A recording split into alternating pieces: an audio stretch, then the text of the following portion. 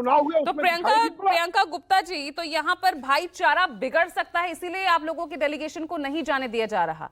पहले समाजवादी पार्टी की डेलीगेशन को रोका गया और अब आप तो अपनी 2 दिसंबर को जाने का प्लान कर रहे हैं। हालात आप वहां पर देख ही रहे हैं। पूजा जी, अभी मैं अनिल दुबे जी को सुन रही हूँ। वो कह रहे थे कि वहां डेलीगेशन को नहीं जाना चाहिए। इनसे पूछिए कि हाथरस में जयंत चौधरी के ऊपर डंडे किसने बरसाए थे, तभी ये उनके साथ नहीं थे भारतीय जनता पार्टी के। ये जितना भी आज लेक्चर दे रहे हैं, ये उस समय वो जयंत चौधरी जी को जो लेक्चर दे देते तो वो बेचारे डंडा खाने से बच जाते।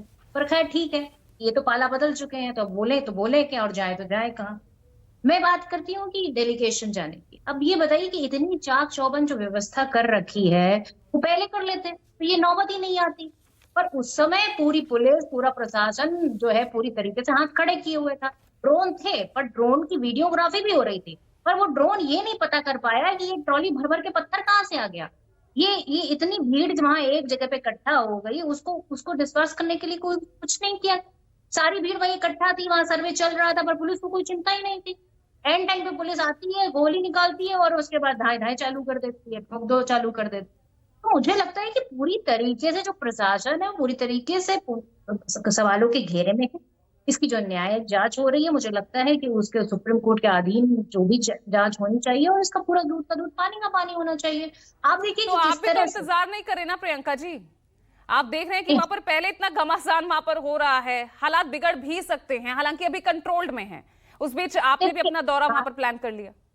अब पूजा जी, वही तो मैं कह रही हूँ कि इतनी बैरिकेटिंग इन्होंने उसी दिन यूज कर ली होती तो वो उसको भीड़ को भी ये थोड़ा जो है कम कर सकते थे, पर नहीं करी। यही बैरिकेटिंग अगर वो जो पुल से गिरे हुए जो बच्चे थे जो कहते हैं कि गूगल मैप देख के चल रहे थे, ये बैरिकेटिंग अगर वहां लगा देते तो उनकी भी जान बच जाती।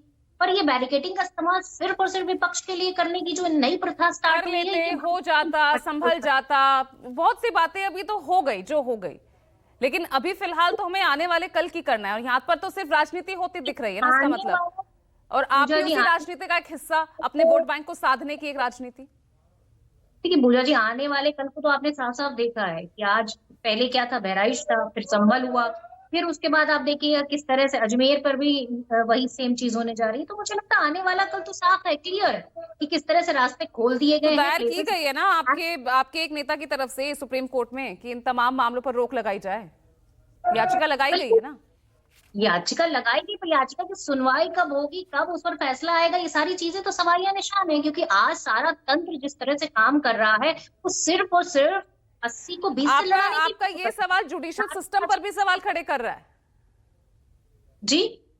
आपकी ये बातें जुडिशियल सिस्टम पर भी सवाल खड़ी कर रहे हैं। अरे भाई, जुडिशियल सिस्टम पे सवाल तो तभी खड़े हो जाते हैं जब जिस तरह से बिना दोनों पक्षों को सुने हुए फैसला आ जाता है कि सर्वे होना। और जुडिशियल सिस्टम पे, और मुझे लग रहा है सर्वे टीम पे तब सवाल खड़े हो जाते हैं जब सर्वे टीम के साथ जो है भारतीय जनता पार्टी के नारे लगाते हुए पूरी टीम जा रही होती है, पर इसको रोका नहीं जाता।